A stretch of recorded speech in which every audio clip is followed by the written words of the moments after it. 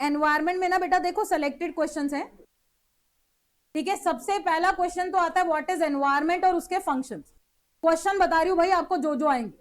तो सबसे पहला question environment, what is environment, और एनवायरमेंट के फंक्शंस हमने अच्छे से करने, ठीक है, फंक्शंस ऑफ एनवायरमेंट। दूसरा क्वेश्चन एनवायरमेंट के अंदर आएगा सबसे कंफर्म जो है सस्टेनेबल डेवलपमेंट। सस्टेनेबल डेवलपमेंट एक मोस्ट इंपॉर्टेंट क्वेश्चन है जो मेरे अकॉर्डिंग जरूर पूछा जाना चाहिए इस बार भी पेपर में। सस्टेनेबल डेवलपमेंट और इसकी strategies of sustainable development. Short note में आपके पास क्वेश्चन पूछे जा सकते हैं, जैसे 2-2 नंबर के आते हैं, तो उसमें आपके पास एयर पोल्यूशन पे पूछा जा सकता है, ग्लोबल वार्मिंग हो गई, ठीक है, ये 2-3 चीजें आपके शॉर्ट नोट में पूछी जाती है। एयर पोल्यूशन हो गया, ग्लोबल वार्मिंग हो गई, ये जो एनवायरमेंटल क्राइसिस हमने पढ़े थे ना, ठीक है, ये सारे क्वेश्चन जो है आपके शॉर्ट में आएंगे, ठीक है, ये ध्यान में रखना। 2-2 नंबर में आपसे इलेबोरेट करने के लिए पूछे जा सकते हैं। एक इस चैप्टर में क्वेश्चन बनता है बेटा कि मैंने आपको बताया था कि is environmental crisis recent phenomena, जो कंपैरिजन हम करते हैं अर्ली डेज को रीसेंट डेज। तो environmental crisis is a recent phenomena, एक क्वेश्चन हमारा ये बनता है, ठीक है भाई। तो आप जल्दी से 10 मिनट में सारे खत्म करते हैं। तो सबसे पहला क्वेश्चन इज एनवायरमेंट क्या होता है। एनवायरमेंट में आपको पता है कि भाई environment involve all resources. Environment में सारे के सारे टोटल प्लैनेटरी इनहेरिटेंस है बेटा, as well as totality of all resources. तो रिन्यूएबल रिसोर्सेज भी एनवायरमेंट का पार्ट है, नॉन रिन्यूएबल भी है।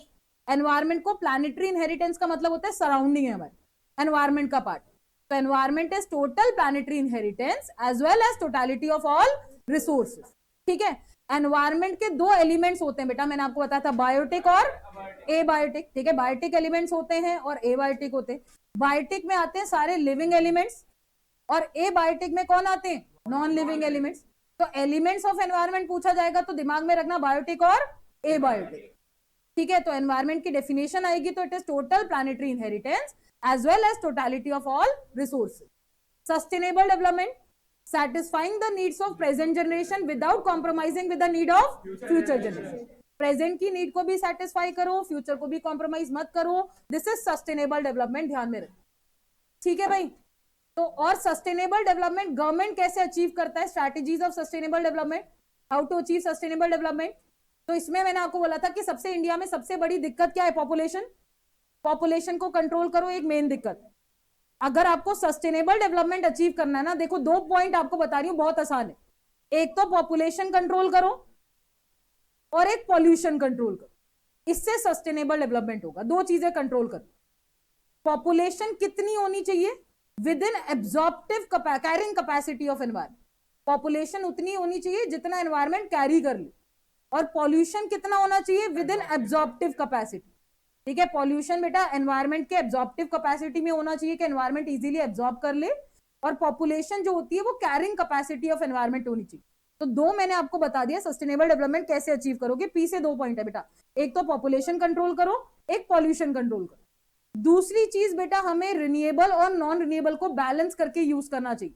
हमें ये नहीं सोचना चाहिए कि रिन्यूएबल रिसोर्सेज तो नेचर से मिल रहे हैं, जितना मर्जी उसको यूज करो। तो हमें सब्स्टिट्यूट करना चाहिए दोनों को साथ साथ, ठीक है।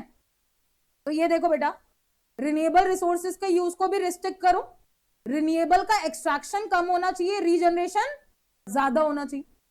सब्स्टिट्यूट करो नॉन रिन्यूएबल को रिन्यूएबल के साथ ताकि बैलेंस मेंटेन हो एनवायरमेंट में, ठीक है। फिर देखो इनपुट एफिशिएंट बनो।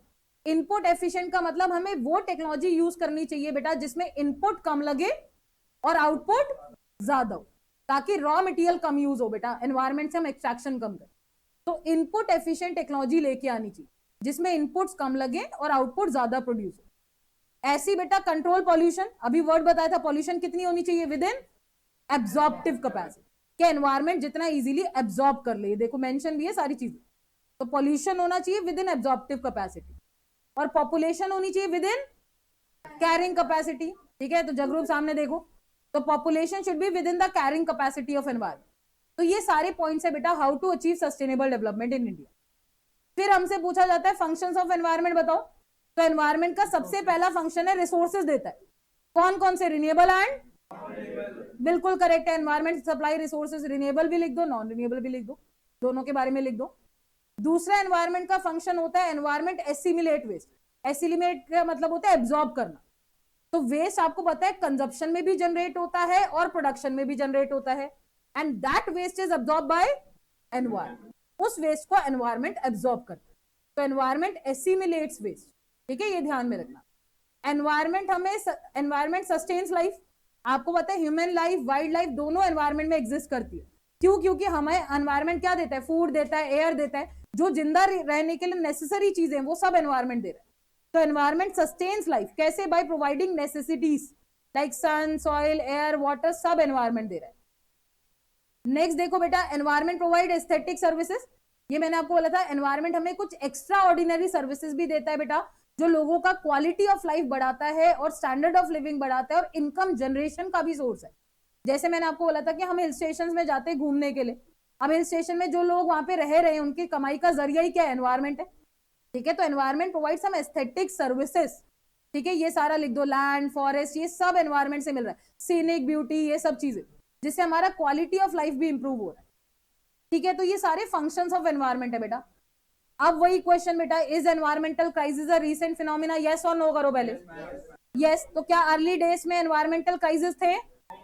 रीसेंट डेज में है, क्योंकि बेटा अर्ली डेज में पॉपुलेशन भी कंट्रोल थी, पॉल्यूशन भी कंट्रोल था, इंडस्ट्रियलाइजेशन भी कम था।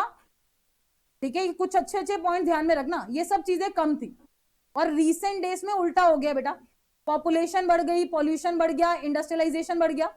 पहले रिसोर्सेज का एक्सट्रैक्शन कम था, रीजनरेशन ज्यादा था, और आज उल्टा हो गया, एक्सट्रैक्शन ज्यादा है, रीजनरेशन। तो yes, environmental crisis is the recent phenomena. ठीक है, ये क्वेश्चन आता है बेटा एनवायरमेंट के अंदर। ठीक है, ध्यान में रखना। और बेटा जो शॉर्ट नोट वाले क्वेश्चन है ना, उनमें से आप शॉर्ट नोट एयर पोल्यूशन पे जरूर पढ़ के जाओ। एयर पोल्यूशन को कंट्रोल करने के लिए सीपीसीबी बनाया गया है, फुल फॉर्म बोलो, सेंट्रल पॉल्यूशन कंट्रोल बोर्ड। तो एयर पोल्यूशन कैसे होता है ये आप बता सकते हो, व्हीकल्स के थ्रू हो गया, फैक्ट्रीज के, इंडस्ट्रीज के थ्रू एयर पोल्यूशन होता है। ठीक है, कैसे कंट्रोल करेंगे? हमें क्लीनर फ्यूल यूज करने चाहिए। ठीक है, सीएनजी वगैरह यूज करना चाहिए, जिससे एयर पोल्यूशन, मतलब ये तो आप कहानी लिख सकते हो, बट पॉल्यूशन को कंट्रोल करने के लिए CPCB, central pollution control board है।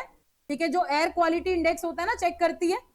ठीक है, वो ध्यान में रखना, CPCB, central pollution control board.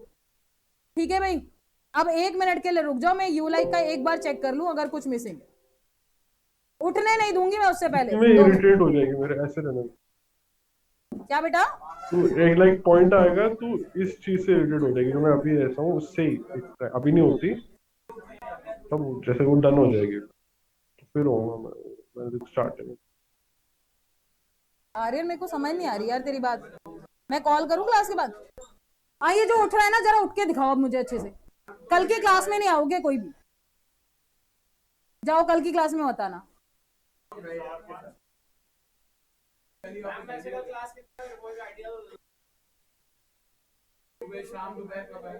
नहीं रखूंगी अब कल।